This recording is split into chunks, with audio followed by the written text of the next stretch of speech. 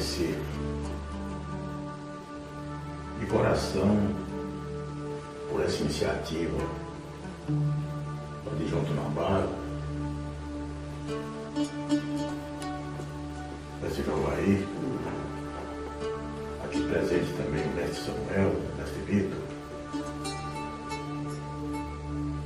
Eu achei interessante essa iniciativa, dada até algumas horas que tenho na doutrina. Essas horas configuraram em vários acontecimentos, que do qual, até por curiosidade de muitos, desejaram saber. E eu prontamente aceitei essa grandiosa proposta, que no qual espero em Deus, há muitos, diante do acontecido na minha vida, possa algo servir de exemplos.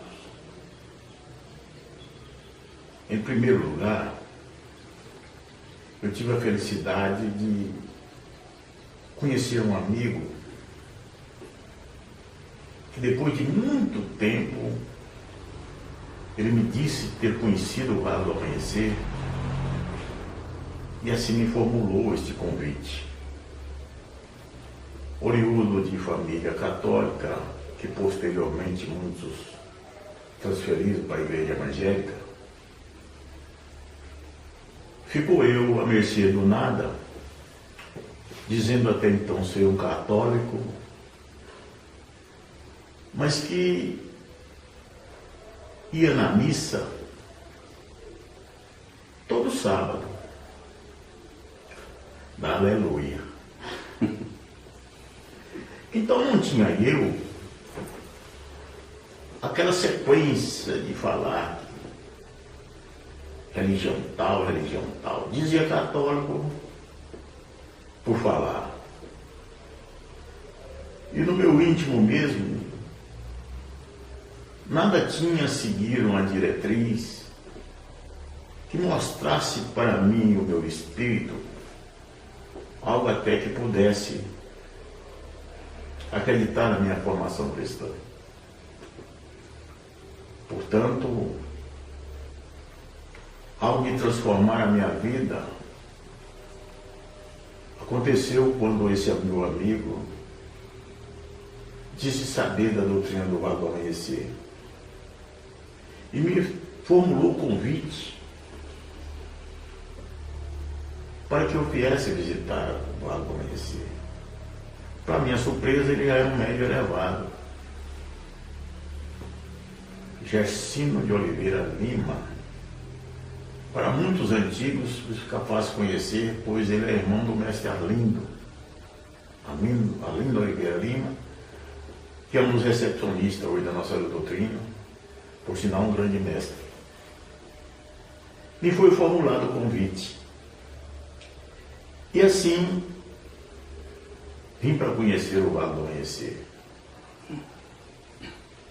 Caminhos e caminhos percorri e não encontrei uma base sólida do que foi conhecer o Vale do Amanhecer.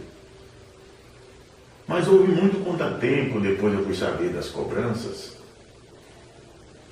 que me impediram até no primeiro momento eu chegar até o templo. Vinha eu com o mestre Gersino, descemos do ônibus, a pista à direita da rodovia, desembarcamos e atravessamos a rodovia. Do outro lado tinha uma pamonharia, era escrito pamonharia, mas que no fundo era um salão de dança e de pamonharia não tinha nada, pois era um boteco. Vários amigos meus de Anápolis estavam na varanda dessa pamonharia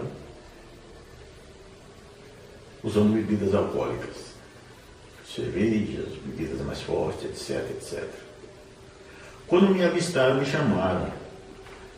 Na minha infância, no bairro onde eu nasci, Carlos Laureano de Assis o nome, mas carinhosamente pelos amigos chamado Carlinhos.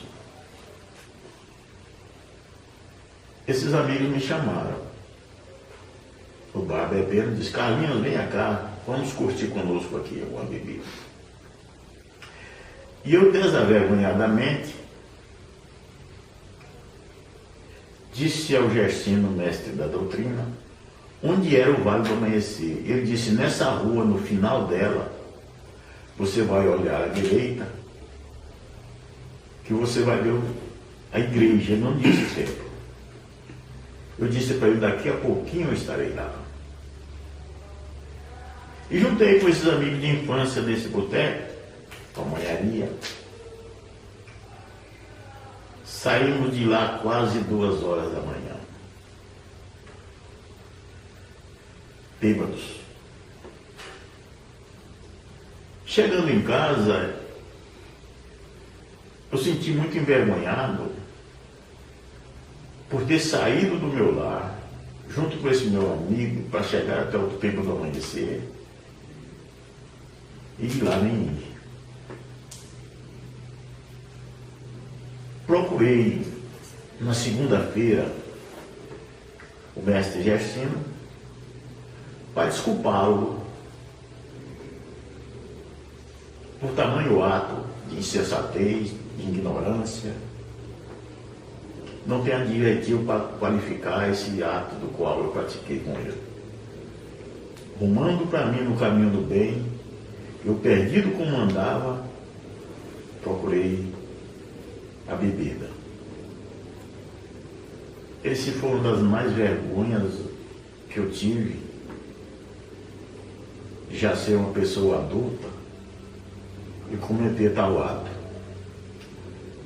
Chegando no seu comércio, onde dele era freguês e fazia diariamente uso de bebida alcoólica, para desculpá-lo, o filho dele disse: olha, o meu pai viajou, ele fazia festa de romaria, onde vendia salgados, petiscos, essas coisas. E ele não se encontra. Eu não sei quando ele volta. Imaginei eu ir no Vale do Amanhecer no outro domingo, para assim testemunhar a ele, que no outro domingo eu teria ido, e dizer para ele como foi que eu fui recebido no tempo do amanhecer. Assim aconteceu. No outro domingo, estava eu no Vale do Amanhecer. Estranhei os uniformes, evidentemente, porque nunca tinha visto algo igual. As ninfas missionárias com essas roupas bonitas. E a lanchonete era bem humilde, parte coberta de lona preta, parte de alvenaria, de tijolo furado,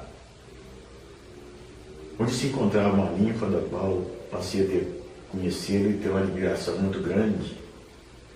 Nicinha, muitos mais jovens aí não conhecem essa missionária que ora está no Templo Maior. Ela tomava conta dessa lanchonete. Observei atentamente, pois não vi ninguém pedir bebida alcoólica, cerveja ou algo parecido. Fiquei muito curioso com aquilo, porque dado eu a bebida, achava que centro espírita, muitos existem, faria até parte dos trabalhos o uso de bebida alcoólica. Ledo engano. Ali observando os mestres chegarem, pedindo refrigerante, um café, um salgado. Observei por alguns instantes o comportamento daqueles médiuns. Resolvi tomar um café. Ao pedir à ninfa de sim ao café, vou matar a curiosidade já de muitos que queriam fazer essa pergunta. O apelido que eu tenho de padre. Ao pedir o café, tinha um mestre por nome Luzimar. que ao meu lado ouviu minha voz, correu junto ao adjunto Amair, o mestre Walter, que posteriormente passei a conhecer, e disse a ele que eu era um padre da Vila Santa Hilária, em Goiânia. Comentou com ele porque ouviu minha voz e disse que a voz era idêntica do padre e o meu físico, até pelo pigmento, eram idênticos. Isso eu digo para vocês em Cristo Jesus. Foi um clique de uma chave que começou a abrir para mim para entrar nessa doutrina. Eu digo porque houve uma movimentação muito grande por parte do mestre Amair em receber um padre, entre aspas.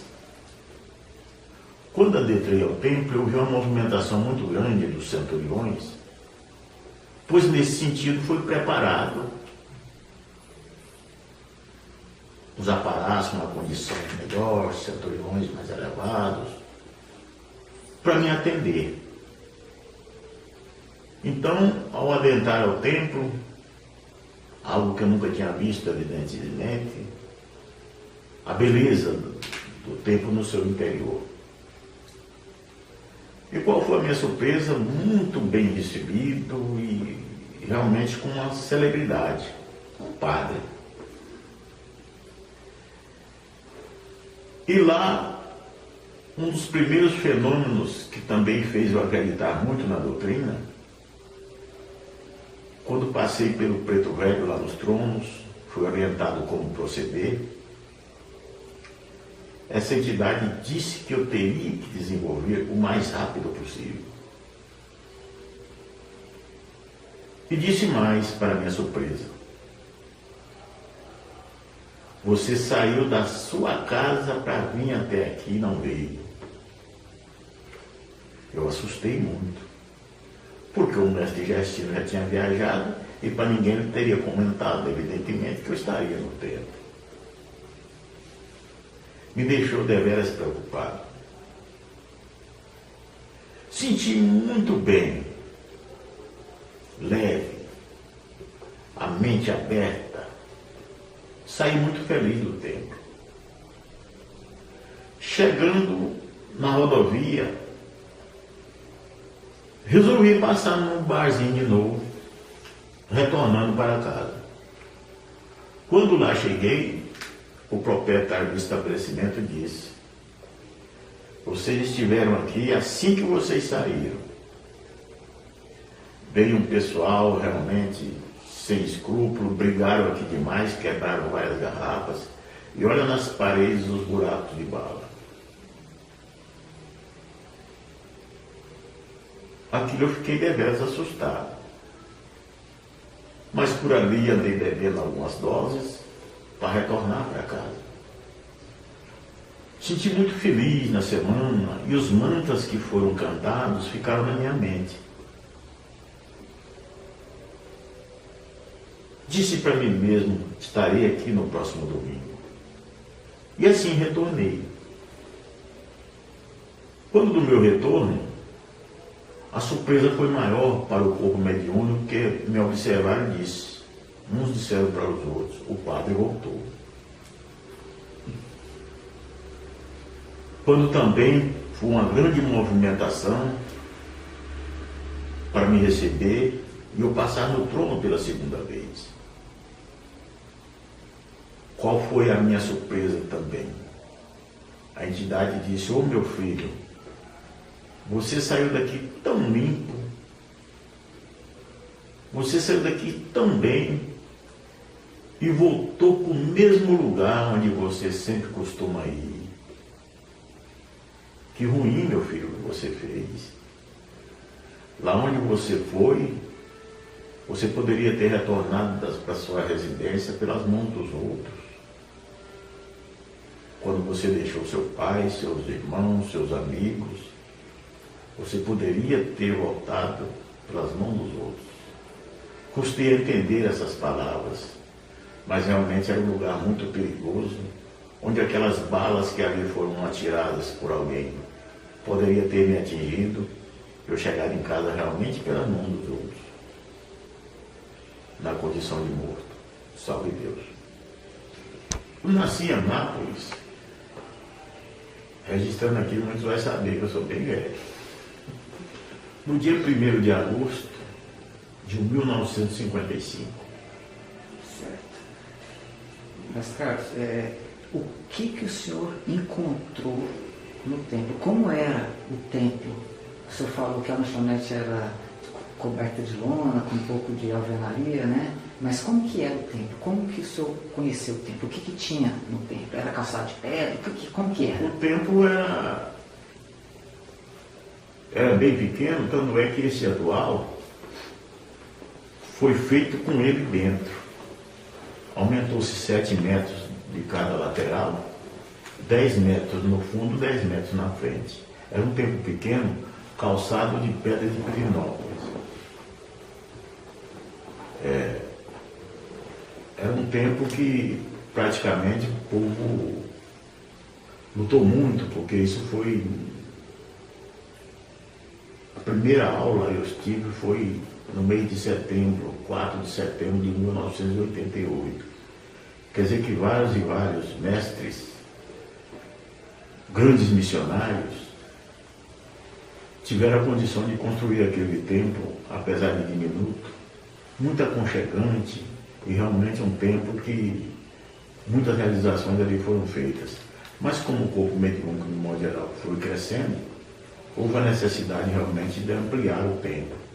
Mas era um templo muito pequeno, mas realmente uma emanação fantástica. E que realmente ali muito me realizei. Sou saudoso desse templo. Como muitos mais antigos que vieram são saudosos desde a época lá da beira do córrego, do córrego que tem logo abaixo, onde era rancho de palha. Então, eu já peguei uma situação mais favorável, evidentemente, mas de muita saudade, muitas realizações. Então, houve a necessidade, dado o aumento realmente dos pacientes e do corpo mediúnico, a ampliação desse tempo que hoje está nesse estágio. O senhor lembra com qual entidade o senhor passou, qual mestre o senhor passou? O senhor não lembra quando o senhor passou o paciente? Marca muito isso, marca muito. Tinha uma ninfa que sempre peço por ela, não sei qual é o seu estado, o nome Rita. Ela era esposa do mestre Vinícius. E hoje, por determinados problemas que possam estar passando, não está presente com a assiduidade que tinha. Mas um mestre realmente foi realmente de muita condição, de muita capacidade. Pai Joaquim de Aruanda, o nome do preto velho que me atendeu. A propósito, sempre dava esse nome. Eu ficava imaginando, será que só tem esse preto velho aqui? Mas sempre realmente posicionava essa entidade para me dar conselhos e, consequentemente, em muitos casos, puxar a orelha. A propósito, quando da terceira vez que estive no templo, o preto velho fez uma observação interessante. Ele me perguntou se onde eu trabalhava no físico, eu recebia pelo meu trabalho. Prontamente eu disse, eu recebo sim. Ele disse, aqui também se você vier trabalhar, você recebe. Quando eu não tive dúvidas de entrar na doutrina. Porque eu já estava acostumando a pedir. A primeira vez, um pouco acanhado. Na segunda vez, já me soltei mais um pouco, fazendo uma lista de pedidos, pois as coisas ali iam fluindo. Eu já estava mais ou menos acomodando. Foi quando o preto velho, percebendo isso, e eu esse dia pedi muito, pedi até espumar o canto da boca. E o preto velho sabiamente me disse, quer pedir mais alguma coisa, filho? Eu já tinha pedido uns 10 minutos. Aí ele veio com esta. Onde você trabalha, você recebe? Eu disse, recebo. Apesar aqui também você vier trabalhar, você recebe. Foi realmente a carteirada realmente que deu para que eu resolvesse entrar na doutrina. E a partir daí? Que trabalhos que tinha naquela época nas cartas? No domingo era cura iniciática. Cura, junção, indução. A defumação era na mesa evangélica. A linha de passe não era saudade. E tinha um randy. Sendo que o randy não fazia na quarta-feira. Até dado a condição que poucos médicos tarde demais para poder. Mas aí logo veio fazer o randy. Aí completou. Cura, junção, indução, defumação, linha de passe. Sendo que o passe era normal, não era saudade. E a defumação era feita na mesa evangélica. O que levou o senhor a entrar na doutrina? Olha, essas primeiras mensagens que a entidade me deu, e por tudo que eu acabei de dizer, que eu vi a verdade, eu não tinha outra opção. Ou vale, ou talvez um desencarne precoce, dado o excesso uso de bebidas alcoólicas. Uma grandeza que eu não tenho como agradecer Pai Seta Branca e todas as entidades.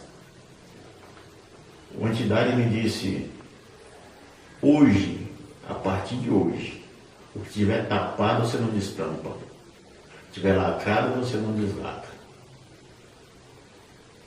Não entendi essa mensagem, mas sempre que eu chegava em casa, a minha irmã, que ficou sendo a matriarca da casa, desde o desencarne da minha mãe,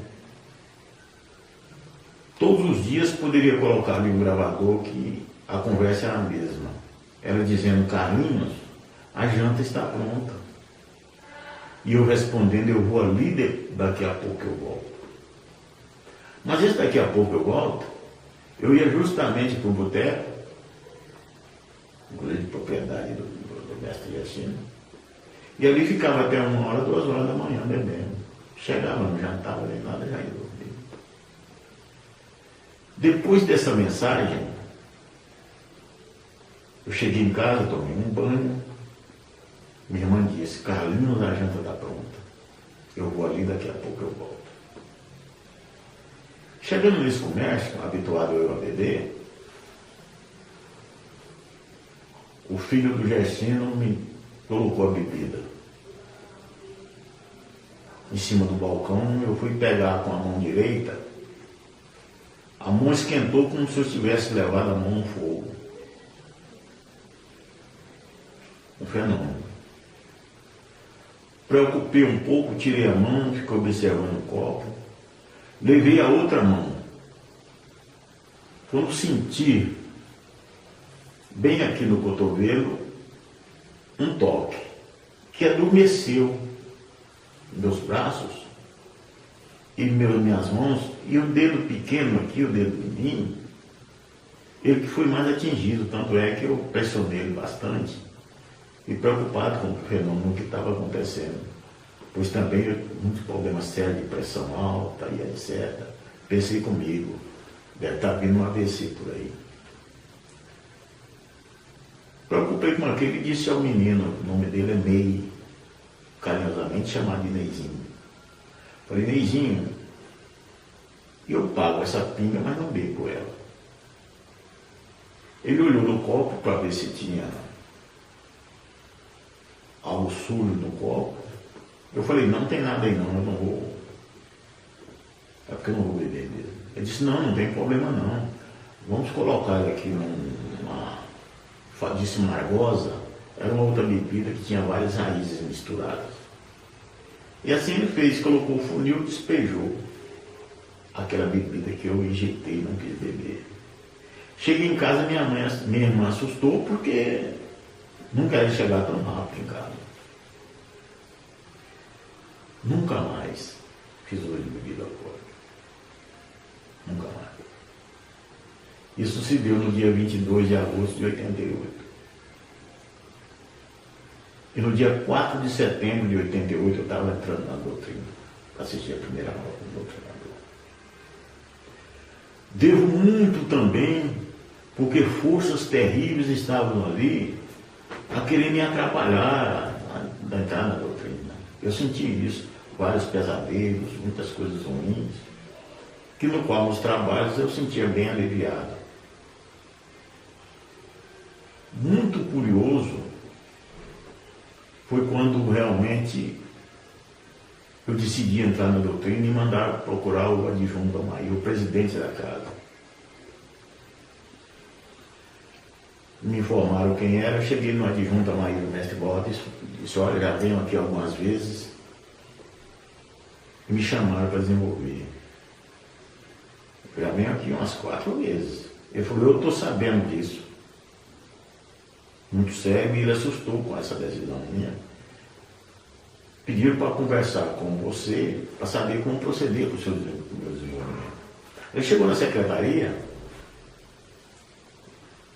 mandou que eu sentasse, muito gentil por sinal, e logo veio a ninfa dele, que até então eu também não conhecia, pois queria até participar mesmo da conversa. E ele disse, eu vou te fazer uma pergunta. Eu falei, pode fazer, já que eu estava decidido a ingressar na doutrina. Você é padre? Foi quando caiu a máscara. Eu disse, não sou padre não. Ele sorriu muito. E eu assustei bastante quando a ninfa dele dissentou muito alto e até assustei realmente bastante. Ele disse, se esse aí for padre, eu sou freira. E realmente foi uma farra lá, uma farra entre aspas, da ninfa do adjunto fazer da forma espaiolada que fez sobre contestar realmente a minha condição de ser um padre. Mas o adjunto presidente riu demais e disse, pois você vai ser padre. Daí o apelido de padre. Mas veja bem, voltando à sua pergunta, o que me fez realmente ingressar na doutrina, tudo que eu passei quando na condição de estar ali nos tronos, foi real na minha vida. Foi muito palpável. O milagre, entre aspas, de deixar a bebida alcoólica, nunca imaginaria eu deixar. Jamais haveria passado na minha mente e deixar de fazer o uso do álcool. Estava eu escravizado realmente. Daí dizer, um milagre que eu posso dar ao próprio testemunho, quando muitos admiravam de que eu realmente não teria condição de deixar, nem meu próprio pai, de saudosa lembrança. Perdi muitos amigos, perdi não. Ganhei porque não eram amigos. Não eram amigos. Muitos até de pescaria, era aquela farra, aquela alegria, até não me chamaram mais para pescar. Não dizia pescar, nós falávamos brincar, dizer garrafiar. Então, esses ficaram de lado, muitos realmente passaram a nem sequer trocar palavras comigo. O que me deixou muito triste, porque imaginaria eu ser os meus grandes amigos. E poucos realmente ficaram e admiram da condição que eu tive de restabelecer toda a condição física e moral, na condição até de fazer parte dessa grandiosa doutrina. E veja bem, me falaram que tinha que fazer um teste mediúnico, mas era pouco explicado antigamente. Ao fazer um teste. Essa palavra teste, eu não sei até a condição de ser modificada, dada a condição hoje de muita cultura das pessoas, dizer avaliação mediúnica. A palavra teste já deixa a pessoa um pouco mais preocupada. Será que eu não vou passar nesse teste? E aconteceu uma grande tacada dos espíritos em luz de não querer eu na doutrina, foi quando fui eu fazer o teste. Eram mais ou menos uns 8 mestres que estavam a fazer o teste. E eu um pouco preocupado com a situação, o final da fila sempre foi a minha posição. Já desconfiar de alguma coisa que poderia acontecer. E o mestre que fazia o teste mediúnico, mestre Efigênio, de uma capacidade espiritual muito grande, ele conversava um pouco com o médico aspirante e depois levantava a mão na altura da cabeça do médico e fazia uma invocação. E dizia, seja bem-vindo. Normalmente o aparelho ali já dava todos os sintomas. Quem não era, realmente não dava sintoma nenhum. Já era detectado como doutrinador. Eu, sendo o último da fila, o pessoal foi aproximando dele e realmente dava sintoma de incorporação separado. Quando chegou a minha vez, não deu nada. Ele ainda perguntou se meus dedos formigavam. Eu falei, não, tudo bem. E aí, terminado a sessão do teste mediúnico, liberaram o pessoal. No que liberaram, os que eu estava por último, os que foram detectados lá parar, entrou para essa salinha que era na entrada do templo. Era bem na entrada do templo, um cercadozinho para a escrivania. Entraram todo mundo ali e eu passei direto, pois imaginei eu que eu não tinha passado no teste, por não ter incorporado, dado sintoma de incorporação. E muito decepcionado fiquei. Saí do templo, a entrada ali não era um portão bacana, hoje era uma cancela, um cochete de alguns arames farpados, e ali era a entrada, era o portão. Saí muito triste e disse para mim mesmo, aqui eu não volto mais, decepcionado. Uma ninfa que era recepcionista, de saudosa memória, uma grande missionária em Recife, a ninfa Laura Maria, para quem vai saber mais ou menos a familiaridade, ela era esposa do mestre Raimundo. E ela foi me cercar bem lá na frente, correndo e gritando, mestre, mestre, para onde você vai? Já na segunda quadra, eu ganhando a pista, ela me alcançou e disse, onde você vai? Eu falei, eu vou embora. Eu não passei no teste. Ela disse, você passou sim, você é doutrinador, mestre. Você é doutrinador, vamos lá. E me trouxe para dentro do templo, aí já me deu o modelo de fazer o jaleco e a calça como era. Então, por pouco, as trevas não tinham realmente me arrebanhado nos últimos instantes. Por isso que é bom ter um recepcionista atento, viu, João? Evidentemente, você disse muito bem isso, porque ela estava muito alta e também com a hora do pai Seta Branca ali para saber de que realmente não poderia escapar. Mas foi por pouco, dada a minha decepção que eu tive de não ser de incorporação. Foi aí que a gente foi entender realmente como é que era o processo. E aí, estamos até hoje. E como que foi as primeiras aulas? Quem que foi o instrutor do senhor? Você faz essa pergunta, me deixa emocionado. Porque a quem eu devo tudo,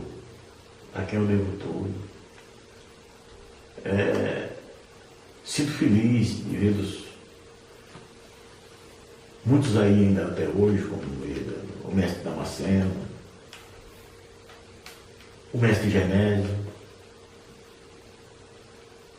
o mestre Porto, o mestre Bernardo, o mestre Antônio Lopes. São médios que, mestre Saito, era um japonês, são mestres de uma dedicação muito grande e de um conhecimento ímpar.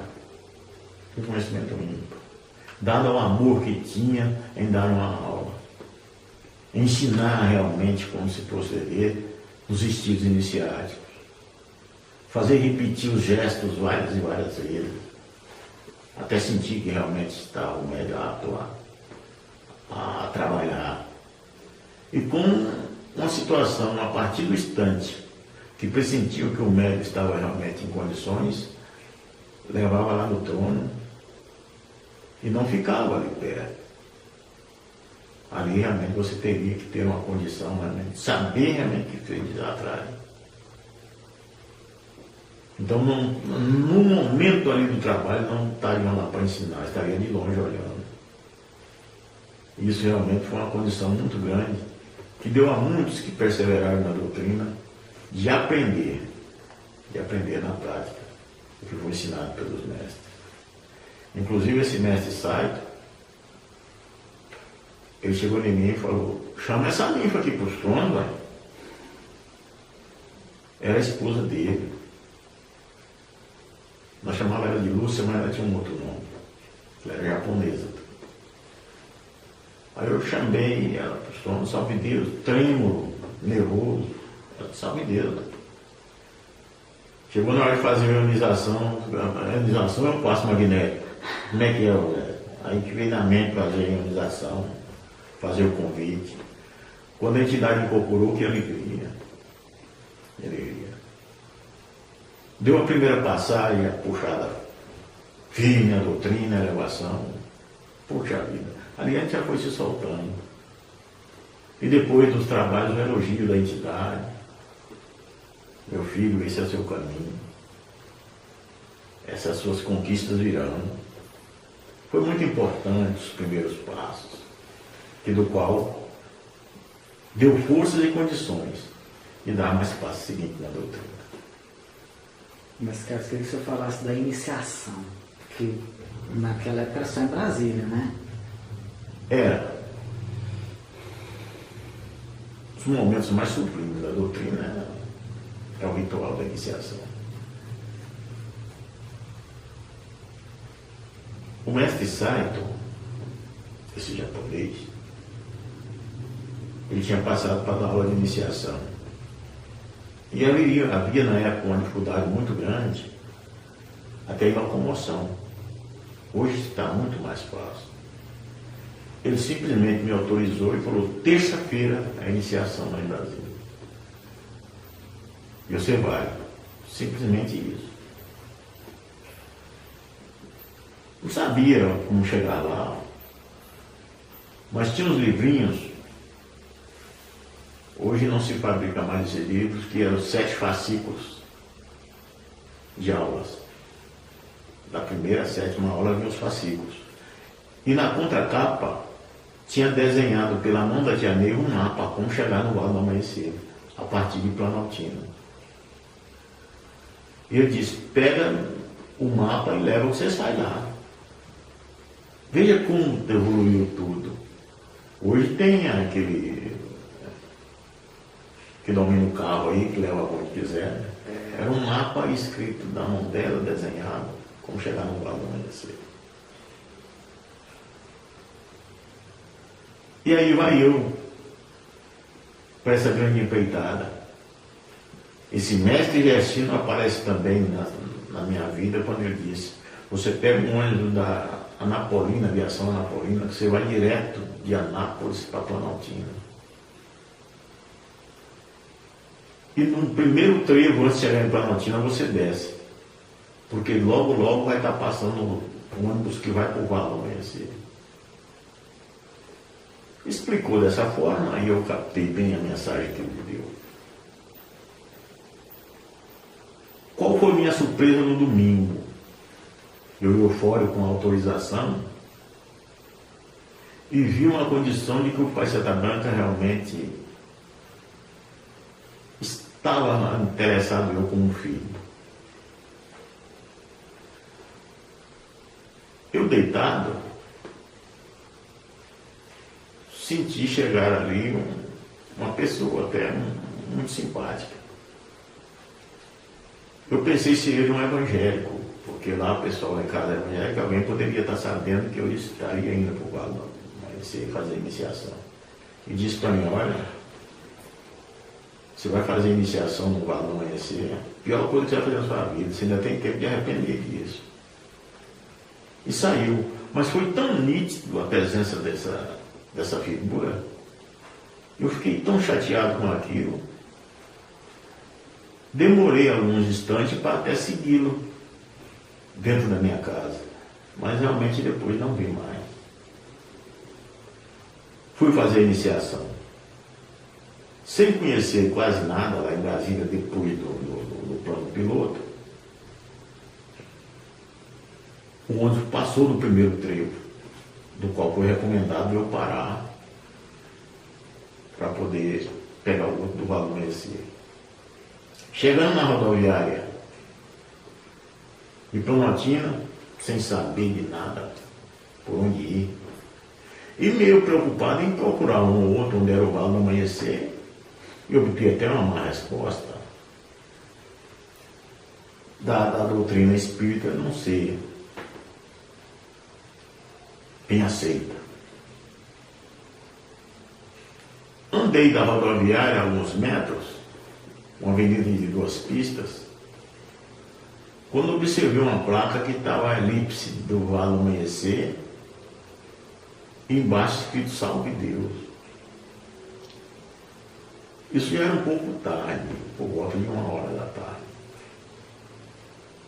Eu falei, esse povo aqui é do Vale. Aí bate palmas lá no portão. Uma senhora muito simpática de lá saiu e me disse: boa tarde, vamos entrar. Eu falei, olha, vi aqui que pode ser do Vale do Amanhecer. Queria saber da senhora, estava muito longe daqui do Vale do Amanhecer.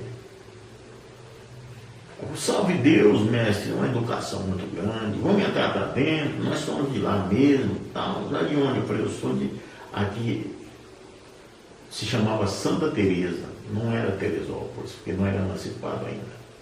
Eu sou de Santa Teresa. Vamos entrar, o meu esposo foi levar o nosso netinho lá para o colégio, mas daqui a pouquinho ele está lá, e nós vamos também, nós vamos participar do segundo intercâmbio do retiro, aquela alegria. E eu entrei nessa casa, sentei na sala e eu tinha tomado só o café. São detalhes que um pouco acanhado, uma timidez que até hoje ainda não me chama para alguma coisa mais tarde, não, né? Talvez a gente resolve. Mas muito acanhado. E senti lá dentro da casa um cheiro muito grande de bife passado, uma coisa assim. E eu sem almoço. Ela disse para mim, vamos almoçar com a gente e tal. Eu falei, não almoçar não. Vamos, insistiu, eu não, já almocei, tá? Mas acho que nesse instante alguns órgãos lá dentro queriam me dar um murro na cara. Por que daquilo, né? Mas realmente eu estava muito acanhado. Por alguns instantes chegou o esposo dela, ela disse, mestre Carlos lá de Santa Teresa, vai fazer iniciação. O senhor também muito bacana, me abraçou e repetiu de novo, vamos almoçar com a gente. Não quis. E ele disse, não, nós vamos lá, e aí eu vou te encaminhar dos setores, tudo lá, como é que você deve fazer. E aí qualquer coisa você volta com nós. Porque eu tenho um filho que vai vindo, está vindo do Nordeste, ele passa em casa aqui só para pegar o outro uniforme dele, as roupas, e seguir para Goiânia. E aí ele já te leva. Que sorte. Mas não, tudo estava encaminhado realmente para o pai se atacando para mim fazer esse grandioso trabalho. Seguindo até o tempo. E lá, essa ninfa Nicinha ia lá também para ajudar nas iniciações. Aí encontrei com ela, ficou tudo bem mais fácil. As documentações, tudo. Encaminharam lá bem mais cedo a sala lá de iniciação. Tudo ficou certo, os pormenores, como deveria proceder. E, para minha alegria, ela também foi minha madrinha. O senhor comentou aí de a facilidade que é hoje, né? Que a pessoa pode nem conhecer. Instala um GPS ali, vai onde ele quer. Mas além disso, o mestre hoje não precisa nem sair do templo, a iniciação é aqui, né? Sendo que o mestre Carlos, ele que teve que correr atrás, né, mestre? Não, na minha época, as dificuldades eram imensas, porque a iniciação e a elevação também. Era tudo lá em Brasília. Inclusive, sessão branca era lá em Brasília. Então, Quando o senhor fez a primeira sessão branca? Eu não me recordo muito bem, inclusive eu posso te dizer da lembrança magnífica que tive, porque o tempo estava repleto de médicos. Na época, o adjunto presidente comentou muito sobre esse trabalho, então havia uma curiosidade muito grande nessa participação. Sabe? Então foi fantástico, foi realmente grandioso, um trabalho que realmente fez dar força maior à condição nossa de trabalho. Inclusive, muitos e muitos, a gente nem conhece a essência desse trabalho, porque ficou um pouco mais complicado. Quando fica tudo fácil, parece que a fé também afasta, entendeu? Quando a coisa é mais complicada para você conquistar, você dá maior valor. É a maneira de eu pensar. Eu, adjunto Maru, não estou dizendo que seja assim de uma forma generalizada. Mas quando a coisa é muito fácil, a pessoa não realmente dá o valor que merece. Que é a grandeza de um trabalho assim, que a pessoa tem na condição de estar frequente é muito bom. Quando até me foi perguntado pelos instrutores, tem furo e suas normas, uma coisa que eu quero ressaltar. O tanto que ensinaram, o tanto que fizeram me ver, o compromisso com a missão. Daí a iniciação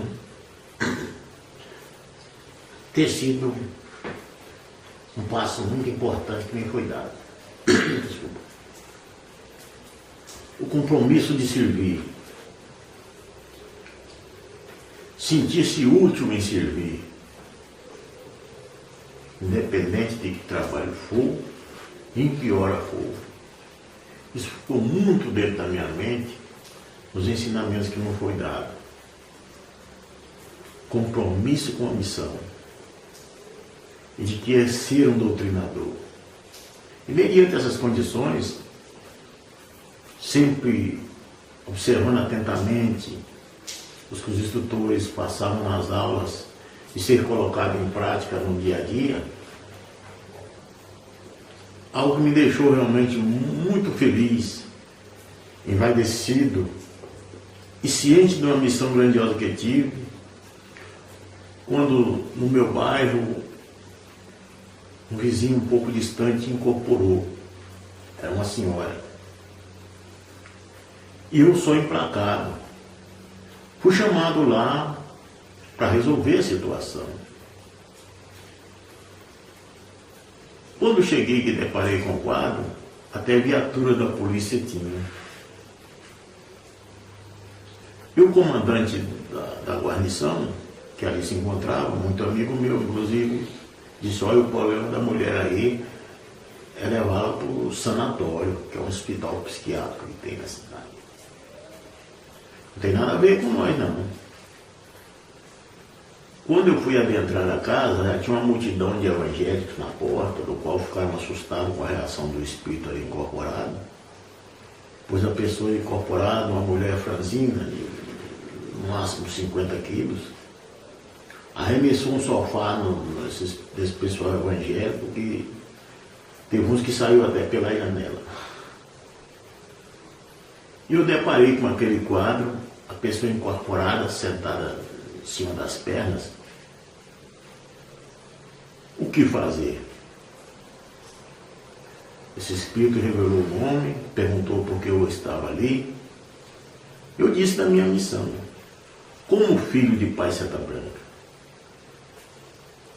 Imaginei como fazer, porque nunca tinha deparado com uma situação dessa, ninguém também nunca tinha me falado, de fazer a doutrina que é feita dentro do vale. Pensei, eu estaria errado. Mentalizei muito a minha princesa, eu não sei que palavras saíram, mas eu fiz a elevação. Esse espírito foi para Deus. E fiquei muito preocupado com isso, aguardando chegar o domingo para dizer ao adjunto sobre esse trabalho que eu fiz, se foi certo ou foi errado. Perguntei-o e ele disse, o espírito foi elevado? Subiu?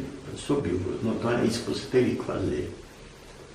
E preste muita atenção que você vai ser chamado para outros trabalhos dessa forma.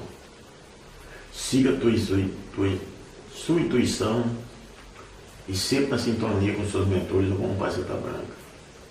E disse para mim esse dia, você é um grande missionário. Até então só implacado. Me vi na condição realmente de ser um doutrinador e procurar, pedindo a Deus diuturnamente que eu seja um bom mestre, que eu seja um bom médico, que eu seja um bom doutrinador. Rogo sempre a Deus por isso. Eu fui muito feliz na minha iniciação. Então, desde então, vários trabalhos desobsessivos foi colocado à minha frente. E senti na iniciação que a missão era muito maior do que eu esperava. Salve Deus. Salve Deus. Mas, Carlos, como que o senhor resolveu ser um instrutor? Por muitos anos o senhor foi instrutor, esteve aí com essa disciplina. Conta para nós essa etapa. Eu fiz a elevação de espadas e na época a necessidade era muito grande, até mesmo de dirigentes. E a gente recebia uma emissão incompleta. Era incompleta. Mais o canto de Cavaleiros Especiais. E assim que eu fiz a elevação, o mestre Amaí me chamou na escrivania, lá no escritóriozinho, lá do templo, lá vamos dizer, nos Devas. E ele mesmo bateu a minha emissão, o canto, a chave da abertura da corrente mestra, chave da abertura dos trabalhos.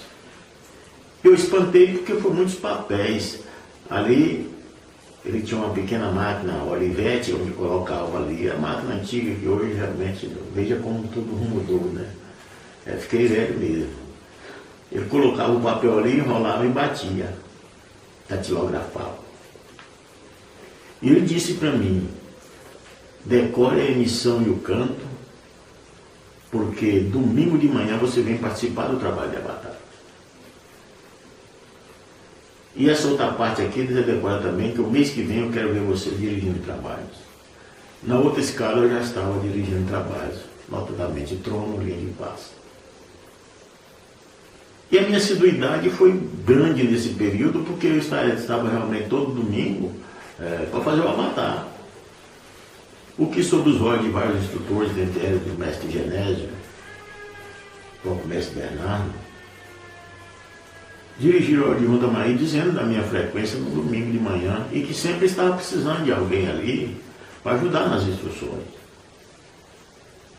Foi quando o mestre Amaí me chamou e disse, agora, ao invés de você estar fazendo um avatar, você pode fazer algum outro, quando você vê que tem muitos instrutores aqui. Mas eu quero você na mesa evangélica, porque você vai dar aula para os doutrinadores. Preocupei muito com isso, porque eu disse a ele, eu não sei dar aula. Como é que eu vou dar aula? Ele disse, não. O que você aprendeu na doutrina? Até agora, eu falei muita coisa. Então você vai ensinar o que você aprendeu. E daí comecei a fazer parte do grupo de instrutores e doutrinadores. E eles vendo a minha assiduidade, os instrutores mais veteranos, começaram a me dar mais oportunidades ainda. Inclusive a confiança era tanta que teve um dia que nenhum deles vieram, só eu estava lá.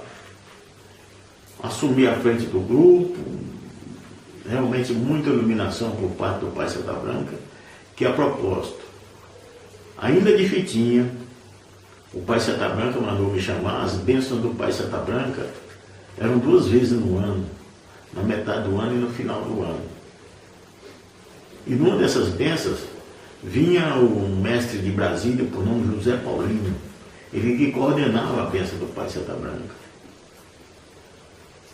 E numa dessas consagrações com a bênção do Pai Santa Branca, primeiro, que obedecia muito à hierarquia do mestrado, primeiro o adjunto Tamaí passava ao Pai Santa Branca, depois os Rama 2000, depois os centuriões, depois os elevados, depois os licenciados, depois os emplacados, depois os de branquinho. Era muito obedecido essa condição. Mas simultaneamente incorporava várias entidades, inclusive Mantios, que eu tive a oportunidade de ter, né, uma grande mensagem, mas o Pai Santa Branca interrompeu esse ciclo de hierarquia e mandou que me chamasse. Esse mestre José Paulino saiu procurando no tempo quem era eu. Cheguei diante do pai e o pai disse: eu preciso muito de você,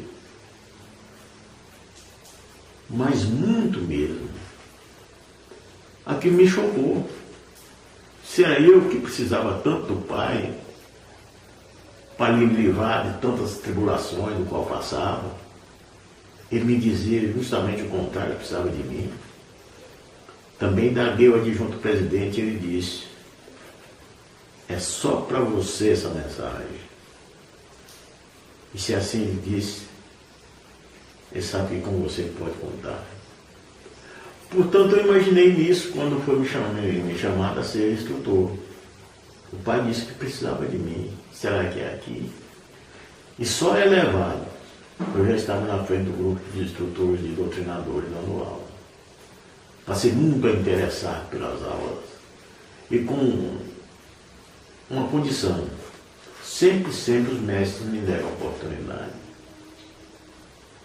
E sempre, alguma coisa me dizia: olha, isso assim, você faz assim, assado. E aprendi muito, que é mestre ensinando mestre, e aprendendo com mestre. Fiquei um período muito grande dando aula de doutrinadores, aí depois passei para a aula de iniciação, onde fiquei também vários anos.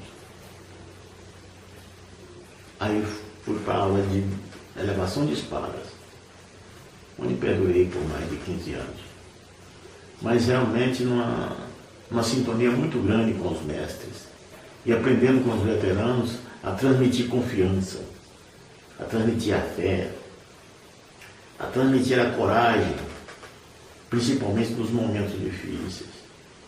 Porque você dá aula num roteiro, o roteiro é muito diminuto. O roteiro da iniciação, da elevação,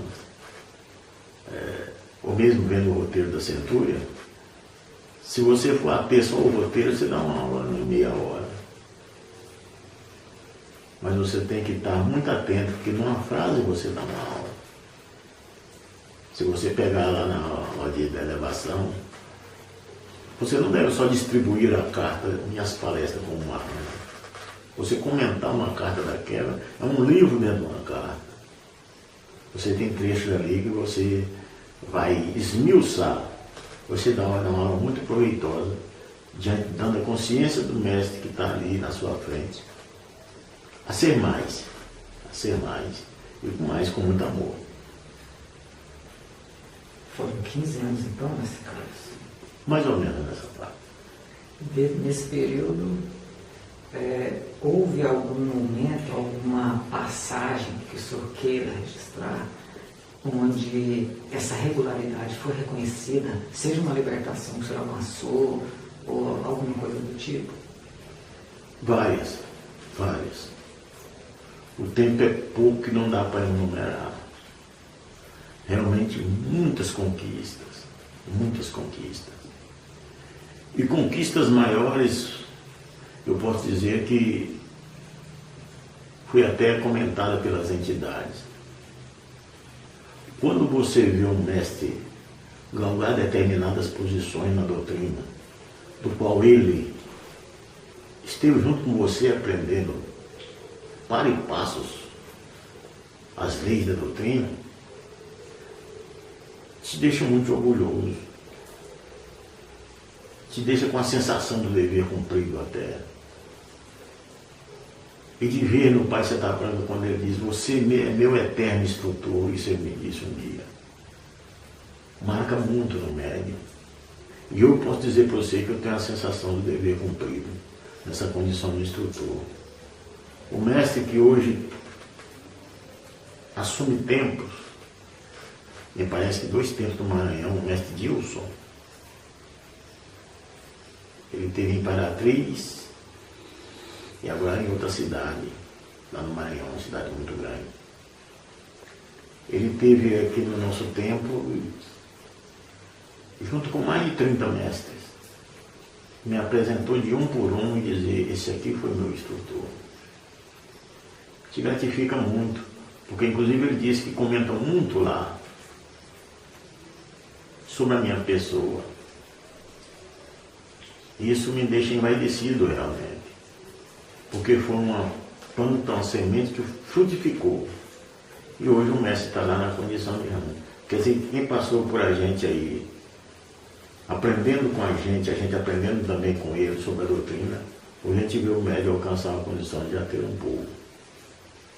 E vários mestres que hoje estão na condição de arcanos, a gente sente gratificado.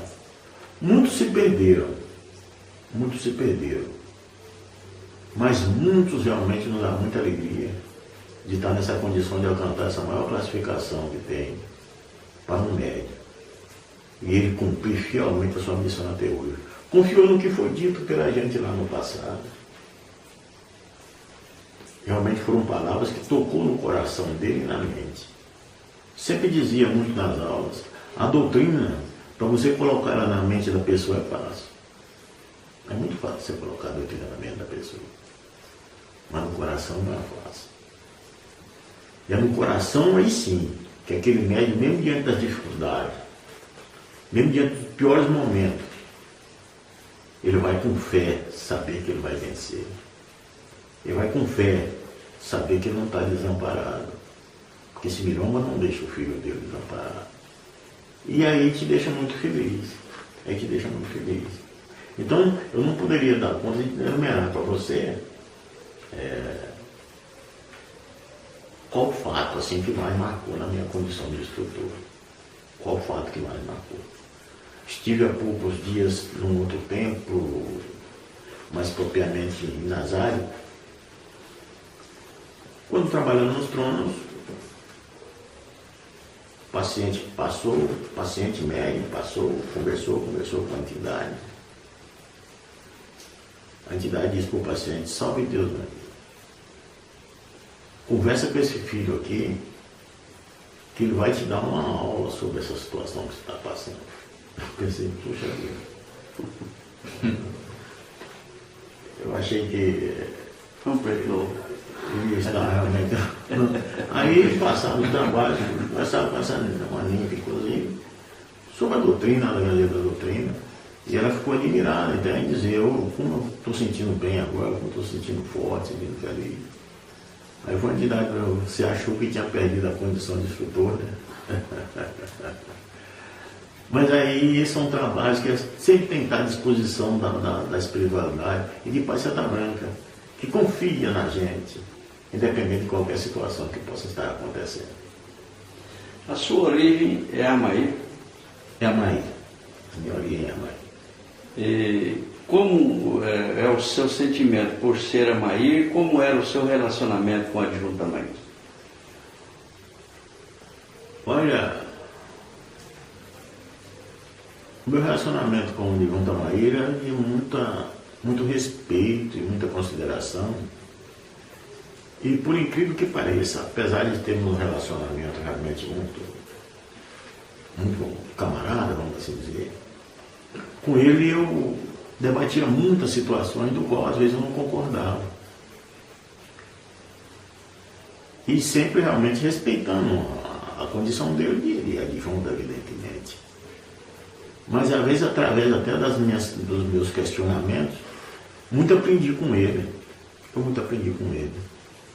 Sempre, ele não era muito a favor do médico passar da condição de paciente. Isso realmente foi um dos grandes debates que nós tivemos. Evidentemente eu discordando dessa situação dele, de falar com o médico. Mas ele não conseguia também até a condição de separar realmente o médio doente daquele médio que relapso. Porque ele sabe muito bem que o jaguar, ele é um pouco folgado, dependendo da condição dele. Se ele tiver só na condição de pedir para ele acha bom. Tanto pedindo e recebendo, né? Agora, se doar, então ele tinha essa condição de falar que o médico tinha que trabalhar. Mas eu sempre falava com ele que às vezes tem uma condição que o médico não está tendo condição nem de trabalhar. Não está tendo força nem de trabalhar. Não está tendo ânimo. Ali a questão de ter que fazer um trabalho para fortalecer aquele médico na situação que ele está passando. Esse era o meu ponto de vista. E não quer dizer que realmente ele não tinha suas razões, principalmente na condição de comandante, porque ele temia até que daqui a um tempo, ele falava muito, daqui a um tempo nós não vamos ter médico para trabalhar, só paciente. Que nesse caso, na condição de presidente de um tempo, de um povo, ele tinha as suas razões, que do qual eu discordava dependendo da situação do médico, evidentemente. Inclusive teve um dia que o Trino Ajarano veio e passou de paciente, passou nos tronos e foi feito um antes. Aí nós fomos comentar, ele falou, você sabe que você ganhou um laudo? Disse para mim. Eu falei, não, nós ganhamos, foi eu e você. Mas realmente tem situações, no meu modo de pensar junto a ele, que eu estaria com a razão. Mas ele também estava, porque na condição de presidente de um tempo, de comandante de um povo, eu não vi o seu povo aí acomodado, o senhor dizia muito. Mas o meu relacionamento com ele foi de grande respeito e eu de grande admiração por ele, dadas as oportunidades que ele me deu. Se hoje eu aprendi muito da doutrina, eu devo a ele. Inclusive em grandes situações, ele me deixou a par de muita coisa que nem no livro do Lei está, mas que ele, junto à tia Neiva, aprendeu muito com ela e repassou para mim. Várias e várias situações, realmente, que eu atravessei alguns problemas, recorri a ele. E ele, numa simplicidade muito grande, me deu as coordenadas certas de como agir. Então, quanto ao adjunto Amaí, ficou a saudade.